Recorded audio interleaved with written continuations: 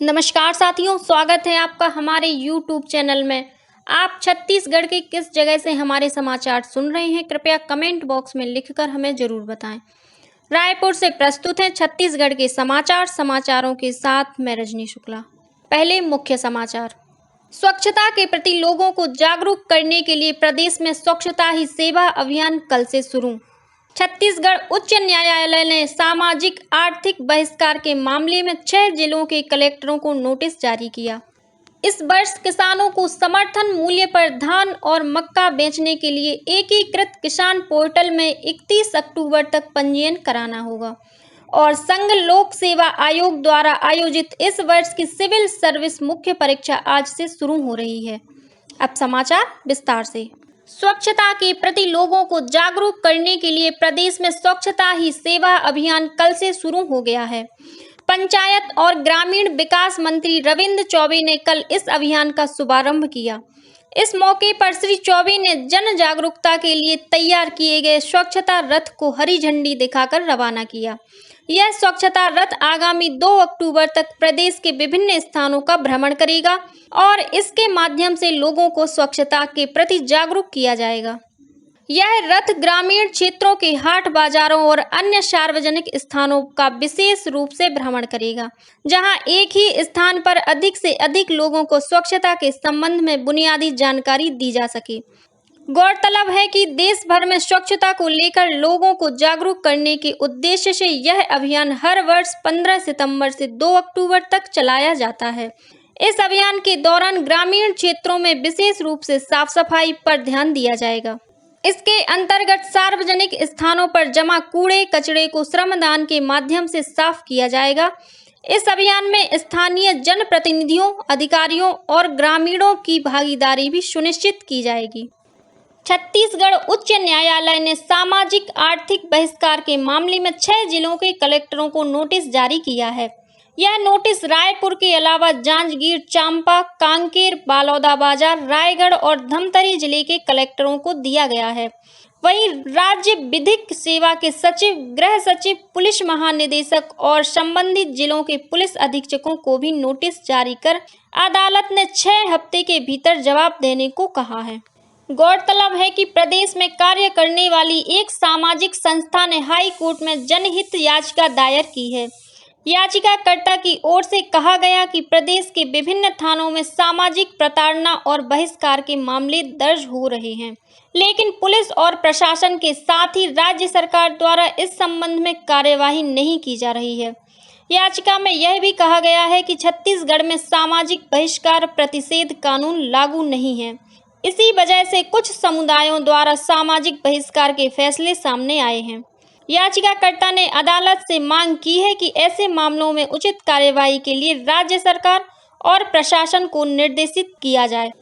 छत्तीसगढ़ की राज्यपाल अनुसुईया उइके ने प्रदेश के 12 समुदायों को अनुसूचित जनजाति की सूची में शामिल करने के फैसले के लिए प्रधानमंत्री नरेंद्र मोदी और केंद्रीय जनजातीय कार्य मंत्री अर्जुन मुंडा के प्रति धन्यवाद ज्ञापित किया है।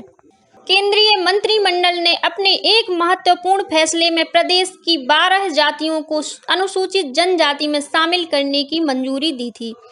इस मामले की संवेदनशीलता को देखते हुए राज्यपाल ने पिछले वर्ष 11 नवंबर को नई दिल्ली में आयोजित राज्यपालों के सम्मेलन में 12 जातियों के संबंध में मात्रात्मक त्रुटि का मुद्दा प्रमुखता के साथ उठाया था। राज्यपाल अनुसुईया उइके ने राष्ट्रपति द्रौपदी मुर्मू और प्रधानमंत्री नरेंद्र मोदी से हुई मुलाकातों में भी इस विषय पर उचित कार्यवाही का आग्रह किया था। राज्यपाल ने कहा है कि केंद्रीय मंत्रिमंडल के इस फैसले से राज्य के 12 जाति समुदायों को भी अनुसूचित जनजाति से संबंधित विभिन्न योजनाओं का लाभ मिल सकेगा और उनके अधिकारों का संरक्षण भी सुनिश्चित हो सकेगा। मुख्यमंत्री भूपेश बघेल ने भेंट मुलाकात कार्यक्रम के तहत आज रायगढ़ जिले के धरमजयगढ़ विधानसभा में करीब 570 करोड़ रुपए के विभिन्न विकास कार्यों का शिलान्यास और लोकार्पण किया। अपने रायगढ़ प्रवास के दौरान मुख्यमंत्री ने धरमजयगढ़ में स्थानीय अधिकारियों के साथ समीक्षा बैठक भी ली। इस बैठक में मुख्यमंत्री ने कहा कि आम जनता की सेवा ही राज्य सरकार का प्रमुख उद्देश्य है। उन्होंने कहा कि जनता की समस्याओं का जल्द से जल्द समाधान किया जाना चाहिए। मुख्यमंत्री ने कल रायगढ़ जिले के घरघोड़ा में किसानों की मांग पर जिला सहकारी केंद्रीय बैंक की शाखा शुरू करने को मंजूरी भी दी। इस वर्ष किसानों को समर्थन मूल्य पर धान और मक्का बेचने के लिए एकीकृत किसान पोर्टल में 31 अक्टूबर तक अपना पंजीयन कराना होगा।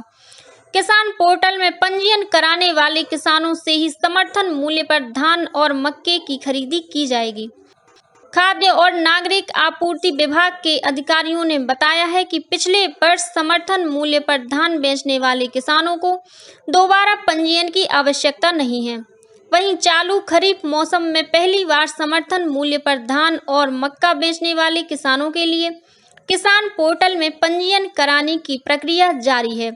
नया पंजीयन के अलावा किसानों को अपने पंजीकृत फसल या फसल के रकबे में संशोधन की प्रक्रिया पूरी करने के लिए भी 31 अक्टूबर तक का समय दिया गया है। रायपुर स्थित हिदायतुल्लाह राष्ट्रीय विधि विश्वविद्यालय में कल विधिक उच्च शिक्षा और अनुसंधान विषय पर पहली राष्ट्रीय संगोष्ठी का आयोजन किया गया। इसमें देश भर के विधि विश्वविद्यालयों के 13 कुलपतियों ने विधि शिक्षा की गुणवत्ता पर विचार विमर्श किया। इन विशेषज्ञों का कहना था कि जिस तरह कानून की स्नातक स्तर की पढ़ाई की गुणवत्ता में पिछले कुछ वर्षों के दौरान अपेक्षित सुधार किया गया है, उसी तरह कानून के स्नातकोत्तर और पीएचडी पाठ्यक्रमों में भी कुछ सुधार की आवश्यकता है। इस संगोष्ठी में 9 विधि विश्वविद्यालयों के कुलपतियों ने ऑनलाइन तरीके से भाग लेते हुए अपने विचार व्यक्त किए। संघ लोक सेवा आयोग द्वारा आयोजित इस वर्ष की सिविल सर्विस मुख्य परीक्षा आज 16 सितंबर से शुरू हो रही है। यह परीक्षा 17 और 18 सितंबर तथा 24 और 25 सितंबर को भी ली जाएगी। इसके तहत पहली पाली की परीक्षा सुबह 9 बजे से दोपहर 12 बजे तक होगी। वहीं दूसरी पाली में परीक्षा का समय दोपहर 2 बजे से शाम 5 बजे तक रहेगा। इस परीक्षा में प्रदेश भर से 576 परीक्षार्थी शामिल होंगे। वहीं कर्मचारी चयन आयोग द्वारा ली जाने वाली संयुक्त हायर सेकेंडरी 12वीं स्तरीय परीक्षा 18 सितंबर को होगी। सामान्य अभ्यर्थियों के लिए परीक्षा का समय सुबह 11 से 12 बजे तक रहेगा। वहीं दृष्टिबाधित अभ्यर्थियों के लिए परीक्षा का समय सुबह 11 बजे से दोपहर 12:20 तक निर्धारित किया गया है। इस बीच छत्तीसगढ़ माध्यमिक शिक्षा मंडल द्वारा प्रारंभिक शिक्षा में डिप्लोमा पाठ्यक्रम के पहले और दूसरे वर्ष की मुख्य परीक्षा की पुनर्गणना और पुनर्मूल्यांकन के नतीजे घोषित कर दिए गए हैं। ये परिणाम मंडल की वेबसाइट पर देखे जा सकते हैं। परीक्षार्थी वेबसाइट पर अपना रोल नंबर दर्ज कर परिणाम प्राप्त कर सकते हैं। जम्मू कश्मीर में कथित रूप से बंधक बनाए गए जांजगीर चांपा और शक्ति जिलों के मजदूरों को सुरक्षित रूप से मुक्त करा लिया गया है। इन दोनों जिलों के करीब 65 मजदूरों को स्थानीय ठेकेदारों द्वारा कथित रूप से डांगरपुरा और मांगेरपुरा के ईंट भट्टे में रोजगार देने के नाम पर रोककर रखा गया था। दोनों जिलों के प्रशासन की त्वरित पहल पर छत्तीसगढ़ के इन मजदूरों का पहला दल जम्मू से रवाना हो चुका है। वहीं मजदूरों के दूसरे दल को छत्तीसगढ़ लाने के लिए प्रशासन की टीम रवाना हो गई है। रायपुर स्थित अखिल भारतीय आयुर्विज्ञान संस्थान एम्स के निदेशक डॉक्टर नितिन एम नागरकर सहित अन्य विशेषज्ञ डॉक्टरों ने कल राजनांदगांव में आयोजित निःशुल्क स्वास्थ्य परीक्षण शिविर में लगभग 700 लोगों की जांच की। एक स्थानीय सामाजिक संस्था द्वारा आयोजित इस स्वास्थ्य शिविर के आयोजन में प्रदेश के पूर्व मुख्यमंत्री डॉक्टर रमन सिंह और क्षेत्रीय सांसद संतोष पांडेय सहित अन्य जनप्रतिनिधि भी उपस्थित रहे। और अब कुछ अन्य खबरें संक्षेप में। आज अंतर्राष्ट्रीय ओजोन परत संरक्षण दिवस है। इस अवसर पर छत्तीसगढ़ पर्यावरण संरक्षण मंडल द्वारा ओजोन परत सुरक्षा के प्रति जागरूकता लाने के उद्देश्य से स्कूल और कॉलेजों में भाषण और पोस्टर प्रतियोगिता का आयोजन किया जाएगा। प्रदेश के दिव्यांगजनों के लिए राज्य स्तरीय उपयुक्तता प्रमाण पत्र शिविर 22 सितंबर को रायपुर के पुराना पुलिस मुख्यालय परिसर स्थित कार्यालय में लगाया जाएगा। छत्तीसगढ़ व्यावसायिक परीक्षा मंडल द्वारा शिक्षक पात्रता परीक्षा TET 18 सितंबर को 2 पालियों में ली जाएगी। अगले 24 घंटों के दौरान प्रदेश के उत्तरी भाग में कुछ स्थानों पर हल्की से मध्यम बारिश होने अथवा गरज चमक के साथ बौछारें पड़ने की संभावना है। महासमुंद जिला पुलिस ने पलसापाली गांव में एक कार को जब्त कर उसमें से लगभग 3 लाख रुपए मूल्य का करीब 15 किलो गांजा बरामद किया है। इस मामले में पुलिस ने 3 आरोपियों को गिरफ्तार भी किया है और मुंगेरी जिले के पथरिया इलाके में पुलिस ने 2 आरोपियों को गिरफ्तार कर उनके पास से लगभग 4 किलो गांजा जब्त किया है। इसी के साथ छत्तीसगढ़ के समाचारों का ये बुलेटिन समाप्त हुआ। नमस्कार।